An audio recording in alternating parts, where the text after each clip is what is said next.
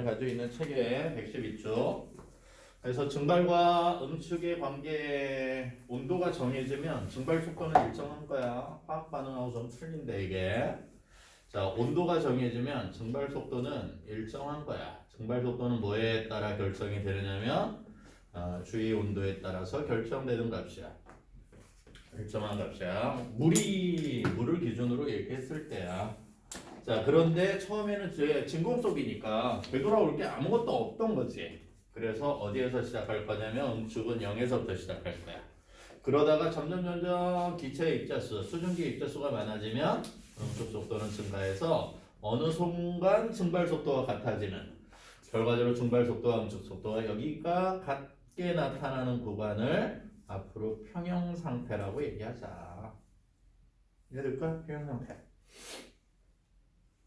그런데 속으로 어떤 평형이라고 니네는 얘기해야 된다고? 멈춰있지 않고 동적 평형이야 라고 얘기하자고. 자, 모든 상평형은 다시 앞으로 그러면 이걸 확장해서 모든 상평형은 다 동적 평형 상태를 찾아 놓은 거야. 이렇게 기억하는 거야. 이때 요 기체 안쪽에 동적 평형 상태에 도달했을 때 기압계를 설치해서 측정한 걸 우리는 증기압 또는 증기압력이라고 하는 거야. 그러니까 그 기체가 몇 기압이라고 나타나는 그 압력 상태를 얘기하는 게 몇 도씨에서 온도 얼마에서 나타나는 동적 평형 상태를 표현해서 나타내는 거야. 그래서 앞으로 이런 증기압들을 온도에 따른 압력의 그래프를 그려서 나타낼 수 있다. 이렇게 기억하고 X축은 온도, Y축은 압력. 근데 압력을 기체의 압력이니까 뭐라고도 나타낼 수 있다. 기압이라고도 얘기할 수 있다. 우리는 어디에 사니까 맨날 1기압 상태에서만 사니까 1기압에서 물이 어떻게 변하는지를 알고 있는 거야. 다시 1기압에서 0도시에 물은 상평형 상태를 의미해. 어떻게? 고체 상태와 액체 상태가 서로 바뀔 수 있는, 가역 반응을 나타낼 수 있는 상평형 온도가 0도신 거야. 얘들까? 동적 평형 상태가 0도시 1기압에서 이루어지는 거야. 0도시면 이게 함정인데 그 영재원 같은 데 문제로 자, 이런 문제 하나 내볼까? 시간은 없지만 이렇게 얼음 한 덩어리가 있어. 얘는 녹을까 얼까? 얼음이 성장할 거니 줄어들겠니? 네. 얼음이 더 커져? 작아져? 작아. 이게 겨울철에 문제를 내면 얼음이 커진다? 여름철에 문제를 내면 얼음이 작아져. 그러니까 뭔가 잘못된 문제인 거지. 그렇지? 뭘 얘기해 줘야 돼? 주위의 온도나 열의 출입 방향을 얘기해 줘야 돼. 얘가 열을 흡수하고 있는 상태면 얼음이 녹을 거고 열을 방출하고 있는 상태면 얼음이 커질 거야. 그렇지? 에너지의 이 방향성을 얘기해 줘야 저게 옳은 문제인데 그냥 얘기해 주면 아무도 그걸 얘기하지 않고 커져요, 작아져요만 얘기하고 있는 거야. 그 문제를 그럼 왜 낸 거야? 얘는 이런 이유 때문에 열의 출입이 정해져야 그러면 열이 들어올 때 나올 때 이렇게 해서 저렇게 답을 내기를 원한 거지. 서술형 답이란 말이야. 함정을 포함한 서술형 답. 마찬가지야. 0도씨 1기압에서 얼음은 열의 방향성에 따라 고체가 될 수도 있고 얼음이 될 수도 있고 액체가 될 수도 있어. 근데 어쨌건 0도씨의 1기압에서 동적 평형 상태야.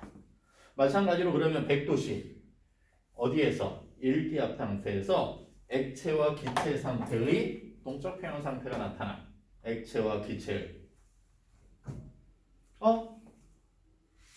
0.8기압은 0.4기압은 그래서 얘네들을 쭉 찾아서 연결해 놓은 거. 쭉 찾아서 연결해 놓은 걸 아까 봤던 상평형 곡선이라고 얘기하면서 상평형 평형에 도달한 상이라고 하는 건 고체, 액체, 기체 이 세 가지의 상평형 곡선을 의미한다 이렇게 기억하자고. 액체와 기체 사이에 나타나는 곡선을 우리가 전기압 곡선이라고 얘기할 거고 마찬가지로 고체와 액체 사이의 상평형은 형태나 이름을 가져다 하자. 음고 융해 융해 곡선이라 하자. 왜 될까 여기? 그러면 어디가 생겨? 고체랑 직접 기체가 만나는 곳이 생기잖아. 고체랑 기체가 만나는 곳이 생긴다고 얘가 생기는 거야. 얘를 우리는 그러면 무슨 곡선이라 하자? 얘를 승화곡선이라 하자. 각각의 온도와 압력에서 물질들이 공존할 수 있는 공간이야. 저 온도, 압력을 만들면 두 가지 그 물체가 항상 가역 반응 상태로 공존할 수 있어. 아주 그러다 보니 재밌는 구간이 생겨버리지. 어디가 생기니? 얘가 생기는데 얘는 이 온도와 이 압력을 만들면 다시 이 온도 찾아볼래? 거기에 니네 가지고 있는 책에 113쪽이야. 몇 도시야? 0.01도씨 이렇게 나오니? 0.01도씨. 몇 기압? 0.006기압을 만들면 세 가지 고체도 있고 액체도 있고 기체도 있는 상태를 만들 수 있다고. 세 가지 물질의 상태가 공존하는 애를 앞으로 뭐라 하자고? 삼중점이라 하자고.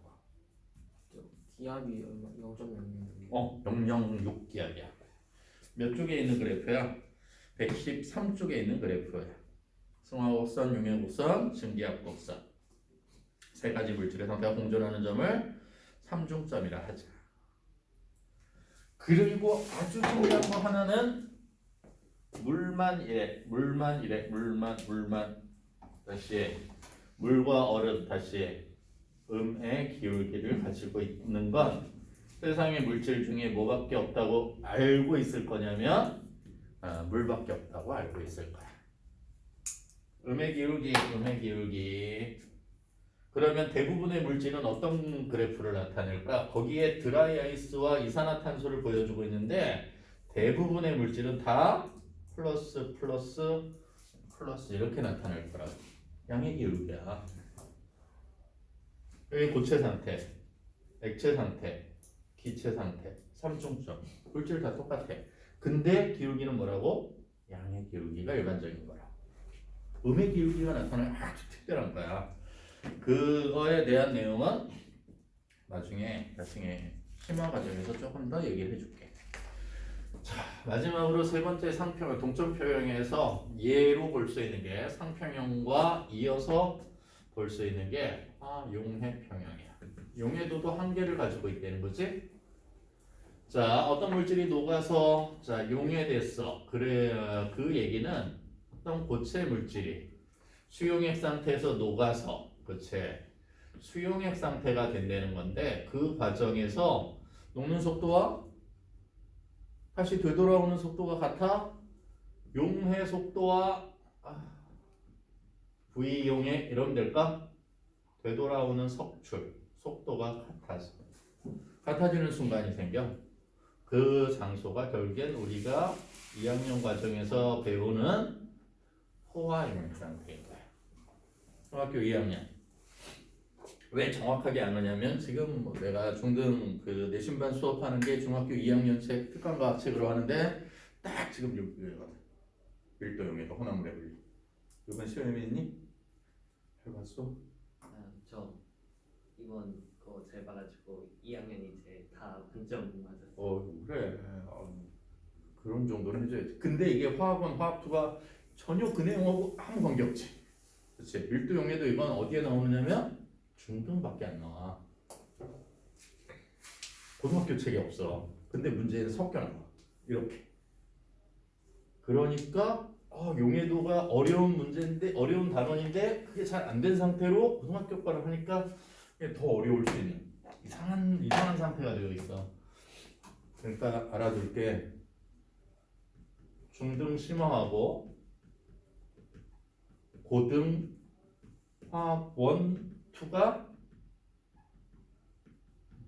같지 않다야. 물리는 같잖아. 그렇지? 단원이 다 똑같지? 중학교 배우는 단원명하고 고등학교 배우는 단원명이 다 똑같아. 물리 1 단원 단원명하고 물리 2 단원명이 거의 같아. 그런데 점점 어렵게 심화되는 과정이라 하면 화학은 그렇지 않아. 왜? 중학교에 안 나오는 게 겁나 많이 나오거든. 오비탈 배워본 적 있어 중학교에서? 아니 없어. 니네 주기 보어 전자 껍질을 이렇게 처음에 조금만 배웠지 그걸 에너지 준위로 해석하지 않아. 중학교에 아예 없는 내용들이야. 마찬가지로 이상기체 상태 방정식 화학표에 들어가면 보지도 못했던 게 이상하게 또 나와. 그래서 같다, 심한 내용이야. 이 생각은 잊어버리고 새로운 거 나오니까 새롭게 배운다 이렇게 생각하고 문제를 봐. 근데 이어지는 부분도 들고 있다는 거지. 포화용액이야. 그 포화용액은 어떤 거야? 이 포화용액 설명할 때 맨날 얘기하는 것 중에 하나가 소금이 이만큼 있다? 옆에 물 이만큼 준비했어. 다 넣으면 다 녹을까? 얘 녹겠니? 물 이만큼에? 형 다시 올리나? 녹을 거 같니? 소금 이만큼이 물 이만큼에 부으면 불가능하잖아. 그 얘기는 뭘 알고 있으라고. 이게 다 이렇게 넣으면 막 계속 녹을 것 같아. 그렇지 않다고. 녹는 거에 한계가 있다. 그러면 어디까지 그 한계까지 녹이면 어떤 상태가 벌어진다? 포화상. 더 이상 녹지 않는다. 결정으로 그냥 남아 있고 아무리 이게 설탕을 찬물에 이렇게 부어서 막 녹이면 막 흔들면 밑에가 없어지는 것 같아. 근데 시간이 회전하는 게 멈추잖아. 다시 그대로 가라앉는 거야. 더 이상 녹지 않는다. 녹는 한계가 무조건 존재한다. 이 용액을 뭐라 한다? 그리고 결정은 걸음종이로 걸러내버린 용액을 포화 용액이라 한다. 결과적으로 포화 용액은 그 용액 자체가 어디에 도달한 용액이다? 동적 평형 상태에 도달한 상태를 얘기한다. 다시 동적 평형 상태에 도달한 거야. 용해되고 있는 애들도 있고 얘가 만약에 100개가 용해되고 있다고 하면 100개가 다시 되돌아와서 동적 평형 상태라고 얘기한다. 용해 평형이라고 얘기할 거야. 용해도의 포화 용액 상태가 결국엔 동적 평형 상태를 얘기한다.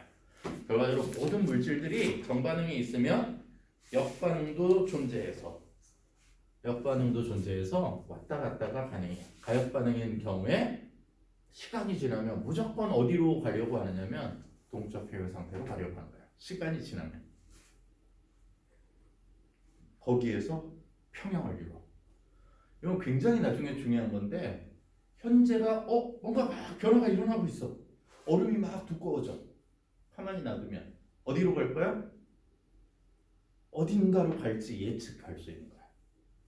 여러 가지 물질 반응들이 이렇게 물질들이 여러 가지 있어. A, B, C. 얘네들을 섞어서 가만히 놔두면 어디로 갈지 예측할 수 있다. 반응의 물질들이 어떻게 반응하는지에 따라 현재 있는 양과 그게 어디로 얼마만큼 변할지를 예측 가능하게 만들어주는 거야. 이게 동적 평형이라고 하는 거가 정해져 있는 어디를 가지고 방향성을 가지고 움직인단 말이야. 그렇지?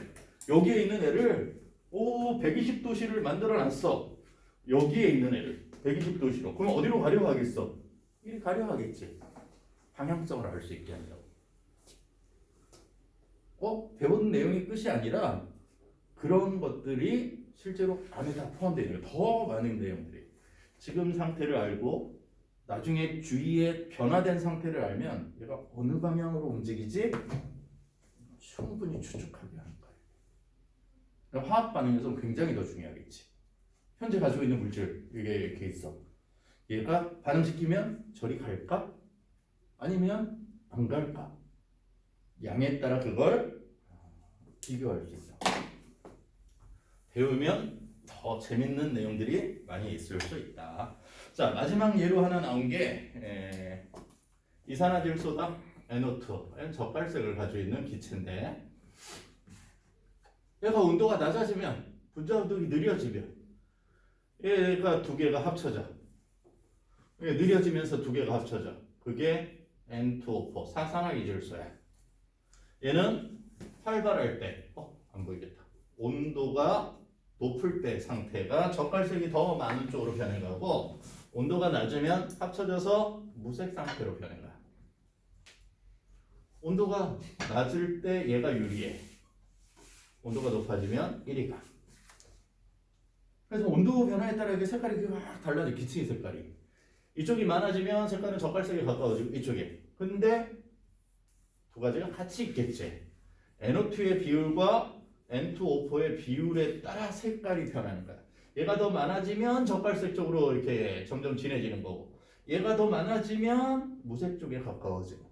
뭐에 영향을 받아? 온도만 변화시켜주면 돼. 아주 재밌는 걸 만들 수 있지. 안쪽이 무색 투명해. 근데 온도가 올라가면 색깔이 진해져. 기체가 뭐 안에서 색깔이 생겨. 색깔이 있는 기체가 생길 수 있다. 대표적인 가역 반응을 이용한. 온도가 높아지면 어느 게 많아져서 NO2가 많아져서 한 장소에 들어있는데 젓갈 색깔이 이제 진한 기체가 뭔가 들어있는 것 같아. 근데 차가운 곳으로 가면 색깔이 없어져. 마술 같은 어떤 현상들인 거지. 그렇지? 그렇지만 알고 보면 동적 평형 상태를 알고 있으면 해결할 수 있는 내용이다. 이렇게 기억하고 122쪽 해야 될 게 겁나 많은 날인데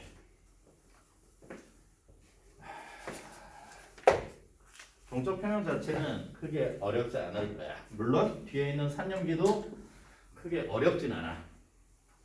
근데 왜 동적 평형이 먼저 나왔냐면 산염기 반응 자체가 동적 평형 상태를 이용하기 때문에 그래.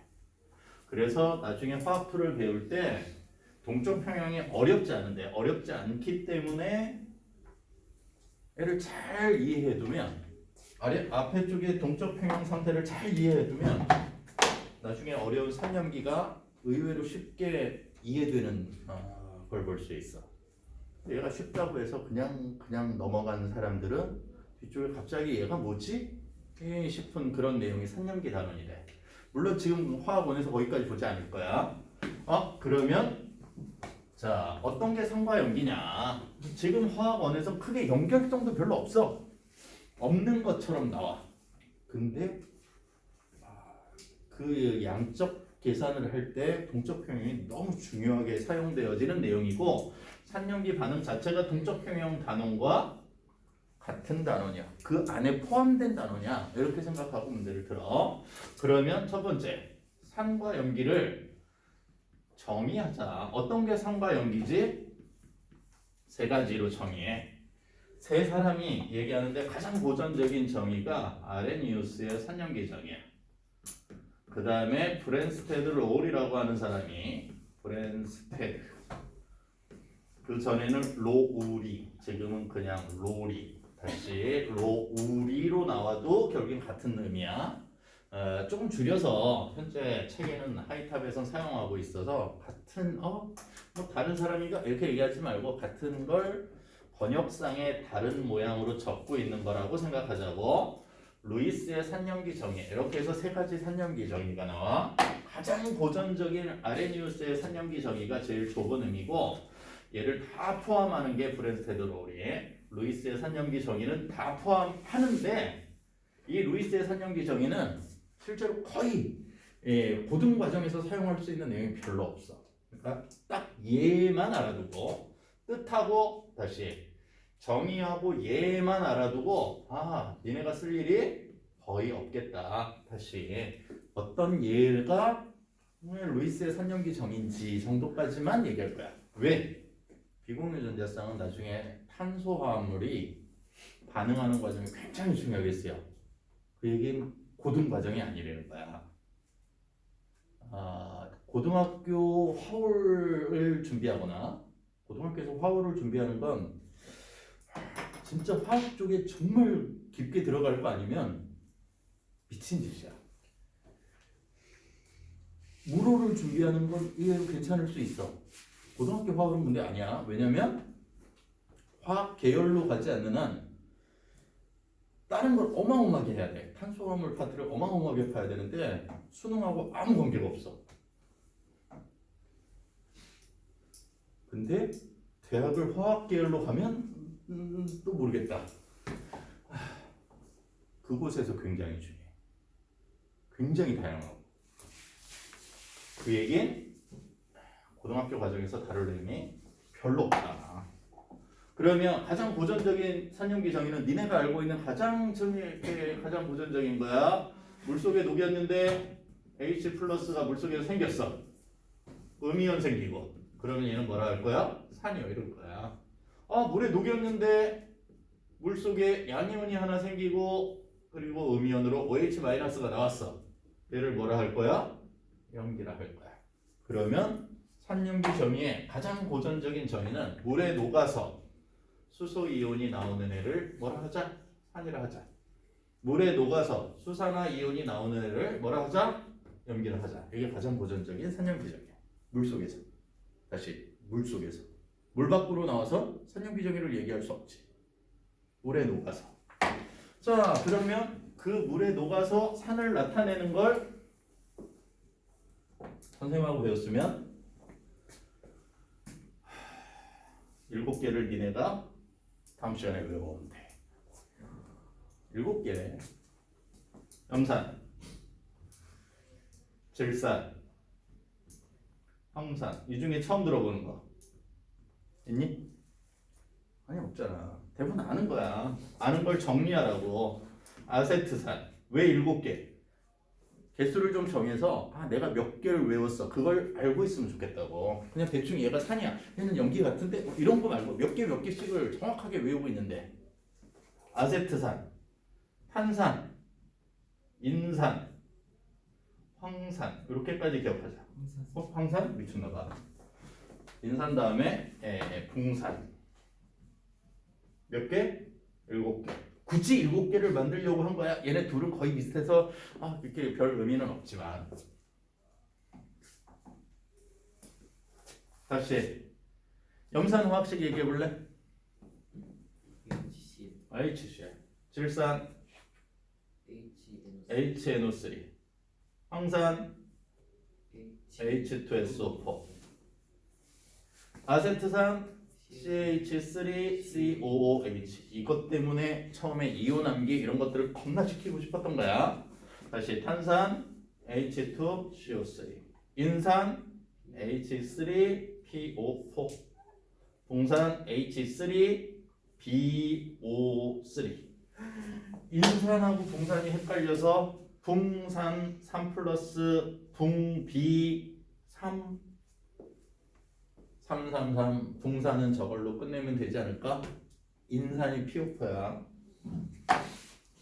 인산은 생물을 나중에 할 때 꼭 필요해. DNA 성분 중에 뉴클레오타이드 설명할 때 항상 기본 단위를 설명할 때 제가 인산이 그 연결축 고리 역할을 해.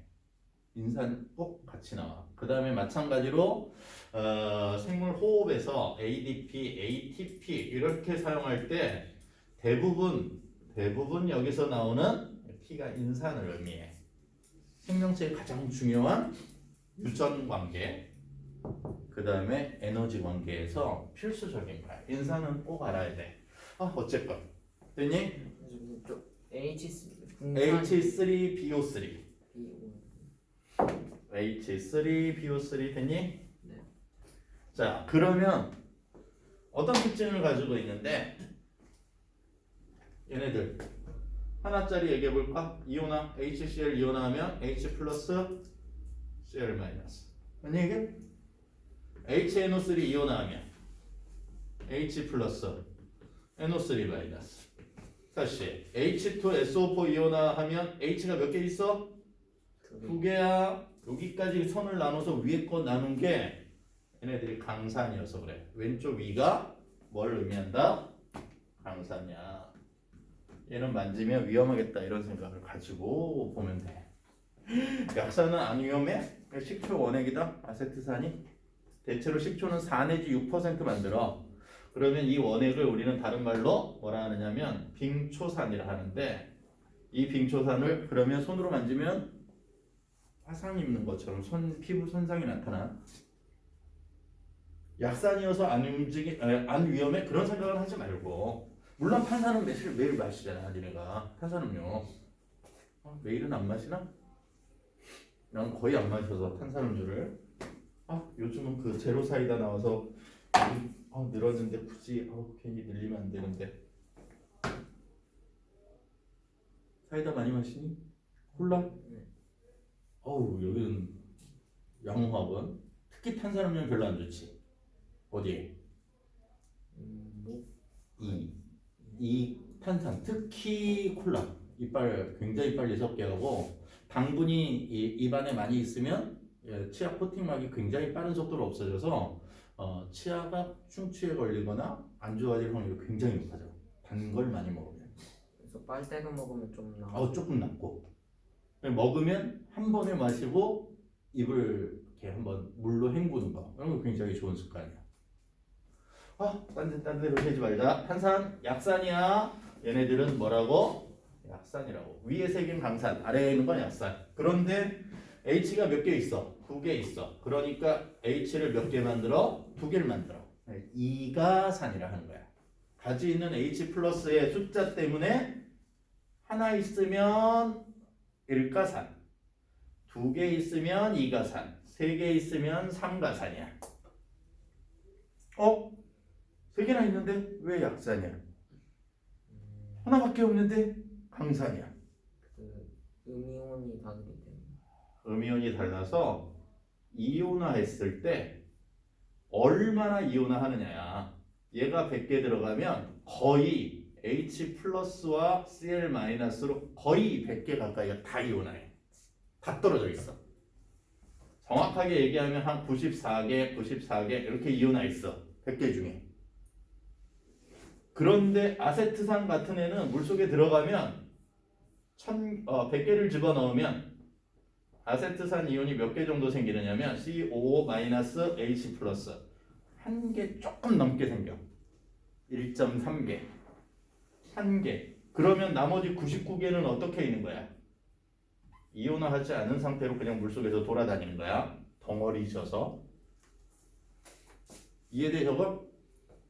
100개가 아세트산이 들어갔는데 그 100개 중에 99개는 떨어지지 않고 H 플러스가 떨어지지 않고 붙어서 다니고 하나 정도만 이온화한다고. 아주 약한 산이래. 이온화가 적게 되는 거. 물에 많이 녹느냐의 뜻이 아니야. 녹아서 이온화가 적게 되면 약산. 이온화가 잘 되는 애들이 강산. 될까? SO4 E- 됐니 여기? H 플러스가 이온화하는 과정에서 나오면 다 뭐라 하자? 산이라 하자. 니네 알고 있는 염기 불러볼래?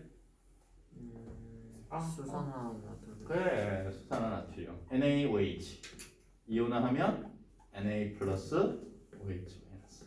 얘랑 똑같은 성질을 가지고 있는 게 KOH. 이렇게 두 개 묶어서 기억해. 강염기야. 자, 또 두 개 묶어서 기억할 거. 앙금 생성 반응도 같이 일어나는 수산화칼슘, 수산화바륨. 두 개 묶어서 기억해. 얘 이온화하면 어떻게 되지? CA 플러스. 왜? 반응식도 똑같아서 그래. EOH 마이너스. 약염기. 위에 있는 건 뭐라고? 이쪽에 있는 건 네 개는 강염기라고. 셋, 넷, 넷셋 이렇게 가리킬 거야. 아래쪽에 약염기 수산화 암모늄. 암모니아가 적혀 있어도 수산화 암모늄이라고 얘기하자. 얘가 물에 녹으면 암모니아가 물에 녹은 상태야. 물에 녹아서 나타나는 성질을 얘기하는 거기 때문에 물에 녹으면 수산화 암모늄이 만들어져. 그러니까 암모니아도 염기인 거고 당연히 얘도 염기야. 이렇게 알아두자고.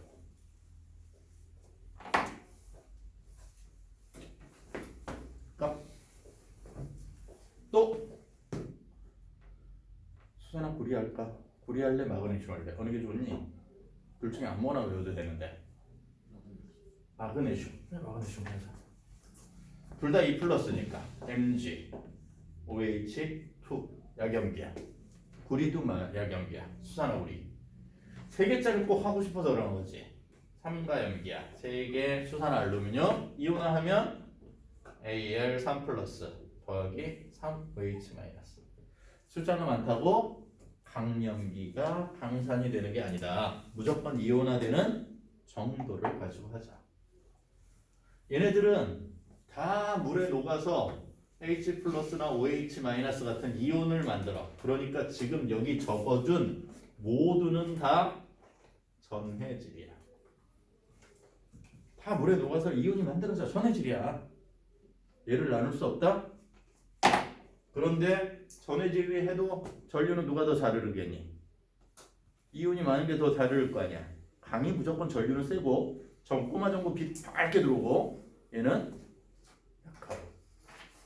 이온수는 당연히 강이 많고 얘는 적고 똑같은 양을 녹여도 얘는 전류의 세기가 강하게 들어오고 전구의 밝기가 크게 들어오고 약하게 들어오고의 차이는 생긴다고. 똑같은 산은 어떤 특징을 가지고 있느냐면 산은 금속과 반응하면 당연히 끝쪽에 뭐가 생기느냐면 수소기체가 나와. 그러면 이 산을 삼각플러스크에서 반응시켜서 끝에다 풍선을 매달아 놓으면 풍선이 부풀어 오른다고. 근데 약산은 조그맣게 천천히 부풀어 오르는 반면에 강산은 크고 빨리 부풀어 오르겠지. 이해되나 이거? 강과 약은 그런 차이를 가지고 있다. 그러면 어떤 게 강한지 약한지는 풍선 빨리 만들어지는 거, 꼬마 전구 밝은 거 이런 걸로 구별하면 될 거 아니야. 그런데 산과 염기를 구별하려면 뭘로 해야 돼? 어느 게 산이야? 어느 게 염기인데? 그걸 구별을 해줘야지. 산염기 구별은 어떻게 할 거야? 먹으면 돼. 먹으면 돼. 그렇다고 굳이 먹지는 말자. 음식 같아 보이진 않지. 음식이 아닌 건 먹지 마. 화학 실험실에 있는 것 중에 음식인 게 있을 것 같아? 소금도 화학 실험실에 있는 건 공업용이거나 아니면 실험용이야. 우리가 먹는 식용이 아니야. 소금도 먹는 게 아니야. 그러면 얘는 다른 사람이 맛본 거니까 아 여기 식초도 있으니까 그런가 보다 이렇게 알아두는 거지 먹지는 게 아니지. 신맛이 나. 산은. 염기는 쓴맛이야. 염기를 굳이 먹고 싶으면 집에 가서 비누를 좀 물에 풀어서 이렇게 마셔봐. 약염기성이야 대부분 비누가. 먹지 말자니까 모든 실험을 하지 말자. 이 사람의 감각기관을 이용하는 모든 실험을 하는 게 아니야. 눈으로 보는 색깔 보는 거 말고는. 신맛이야. 얘는 금속과 반응하는 특징을 가지고 있어. 금속을 녹여. 다시 금속을 어떻게 한다고? 녹인다고. 그걸 화학에서 금속과 반응한다고 얘기하는 거야. 산이 금속과 반응하면 수소기체가 나오더라. 물론 수소기체 말고 불펑하는 수소기체 말고도 뭔가 하나가 더 생기긴 할 거야. 그걸 나중엔 금속염이라고 얘기할 건데 그런데 산과 반응하는구나. 그럼 모든 금속을 다 녹일 수 있느냐? 아니야. 녹일 수 없는 금속도 있어. 구리 안 녹아. 또는 금이나 은 이런 애들도 녹지 않아. 백금도 녹지 않고. 그 녹지 않는 건 나중에 보고 이게 일반적인 성질이라고 기억해. 단백질의 일반적인 성질은 만지면 미끈거려. 미끈미끈한 거 많잖아요. 생선도 만지면 미끈미끈하고 기름도 만지면 미끈미끈하잖아. 그런 미끈미끈하고 완전히 달라. 얘는 단백질을 녹이는 거야. 세포가 단백질로 이루어져 있지. 그런데 염기는 단백질을 녹이는 성질. 피부를 녹이는 거라고. 기름이 가지고 있는 기름 자체의 그 미끌거리는 건 그 기름 자체가 가지고 있는 성질이고 얘는 미끈거리는 게 뭘 녹이는 거라고? 피부 세포를 녹이는 거라고. 피부가 녹는다고. 그래서 화학 테러 할 때 얘를 뿌리면 피부 손상이라고 하면 얘는 피부가 녹는 거야. 이런 거 뿌리면 얼굴 같은 거 완전히 화상 입은 것처럼 만들어 놓을 수 있어. 굉장히 위험한 물질인 거야. 근데 저런 걸 실제 실험으로 알아낼 수 있어? 먹을 거야? 안 된다고 얘기했잖아. 산이랑 금속이랑 니네가 가져다가 반응시킬 것 같아? 수소기체 불대면 펑 소리 나는 그런 건데 위험한 거라고. 단백질 녹이는 거 실제로 해볼 거야? 아니지. 대부분은 그러면 니네는 외운 걸로 구별해야지. 뭘로? 지시약 배웠잖아. 지시약이 색깔 변화로 구별하는 거야. 뭐뭐 배웠니? BTB, 메탈오렌지, 네 가지 지시약은 화학에서 필수적이다. 페놀프탈렌. 페놀프탈렌부터 하자. 뭐부터 외웠는지를 좀 기억하자. 페놀프탈렌 미안. 리트머스 먼저 하자. 리트머스 종이 용액 다 있다. 리트머스 그 다음에 페놀프탈렌, 페놀프탈렌, 그렇지. 메틸오렌지, 그 다음에 마지막이 BTB. 이렇게 네 가지는 너무 많이 쓰이는 화학에서 지시약. 지시약의 종류는 굉장히 많아. 어마어마하게 많은데 그 중에 제일 많이 쓰이는 네 가지니까 기억하자. 왜? 저 순서가 좋다 나는. 푸불이야. 산성에서 리트머스 종이는 푸른색, 붉은색이 있는데 붉은색은 산성교에 집어넣으면 색 변화가 없고 푸른색은 색이 변해. 두 가지 색을 짚고서 이 꽂아보면 잘 모를 때 둘 중에 하나야. 만약에 액성을 가지고 있다면 산이야 아니면 염기야. 그러면 이렇게 빨간색, 푸른색 가지고 이렇게 넣어보고 푸른색이 붉게 바뀌면 얘는 무조건 산성이야. 푸불. 뭘 중심으로 외운 거야? 이네는 붉은색을 중심으로 외운 거야. 페놀프탈렌은 무색, 붉은색이야. 응? 무색, 붉은색이야. 색깔은 좀 이따 적어줄게. 붉은색만 먼저 할 거야. 자, 메틸오렌지는 불, 노노 이렇게 외울 거야. 불노노. 주황색은 어디서 나온 거지? 색 변화가 중간에 주황색을 거쳐서 변하는데 정확하게 보면 산성 영역에서 색 변화가 나타나. 그래서 불노노 이렇게 기억할 거야. 마지막에 노초파야. 다시 페놀프탈렌은 어떻게 바뀐다고? 무색, 염기성에서 딱 붉은색으로 바뀌어. 여기 주황은 이렇게 중학교과 할 때 또는 통합과학 할 때 이럴 때 기억하고 색 변화를 얘기할 때나 얘기하고 산성 영역 쪽이야. 그냥 불노노 이렇게 기억하자고. 그러니까 불노노 마지막에 BTB 용액은 노초파. 이게 생물 할 때 보면 노란색이 황색 이렇게 나오고 다시 얘는 당연히 초록, 녹색 이렇게 나오지. 자, 파란색을 청색 이렇게 해서 생물 쪽에서는 조금 느낌이 다르게 나오긴 해. 노초파로 기억할 거야. 그래도. 그럴까? 선생님 근데 그 산이렇게 외우라는 거 책이 있어요? 7개? 다 있냐고? 아니 없는 것도 있을걸? 왜냐면 이산화탄소 그거 저거 다 못 썼는데 지워놓은 그치. 아니야 다시 적어줄 거야. 인산하고 분산 빼고는 다 있어. 왜 적어줄 거야? 성질을 잠깐 봐야 돼서 그래. 자, 니네 가지고 있는 책 산성 쪽에 자,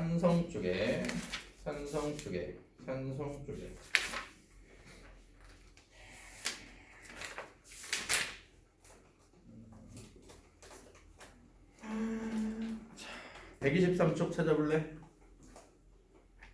123쪽 제일 위에 123쪽 제일 위에 보충자료 123쪽 제일 위에 보충자료 염산 선생님이 읽을게. 염산. 자, 빨리 시간이 좀 모자라서 선생님이 너네 시키면 좋은데 이런 거 시켜도 괜찮은데 시간이 없어도 내가 하는 거야. 그냥 빨리 읽으려고. 염산의 특징이야. 염산은 이런 게 염산이 쓰이는구나 이렇게 알아두자고. 염산, 염화수소 기체를 물에 녹인 용액으로. 진한 염산은 염화수소가 약 이쪽처럼 원래 35%. 대부분 진한 염산 그러면 35% 정도야 농도야. 녹아있는 수용액이다. 염화수소는 암모니아 기체와 만나면 염화 암모늄의 흰색 기체, 고체를 만드는 특징을 가지고 있어서 서로를 확인하는 약품이야. 그러니까 염산 주위에 암모니아 갖다 대면 흰색 염기가 생긴다고. 어떻게? 선생님 볼래? 염산이 들어있는 병에 암모니아 묻힌 유리광대를 그냥 위에다 갖다 대면 흰색 염기가 위에서 생기는 걸 볼 수 있다. 서로 확인하는 약품이다. 염산과 암모니아. 마찬가지로 밑에 황산 나와 있는데 황산은 진한 황산과 묽은 황산을 구별해야 돼. 진한 황산은 농도가 98% 배출선을 해. 너무 진하지? 물이 2밖에 없다는 거야. 이온화가 거의 안 돼. 그래서 얘는 산성 검사도 안 돼. 산의 성질이 나오지 않아. 지시약으로 검사하면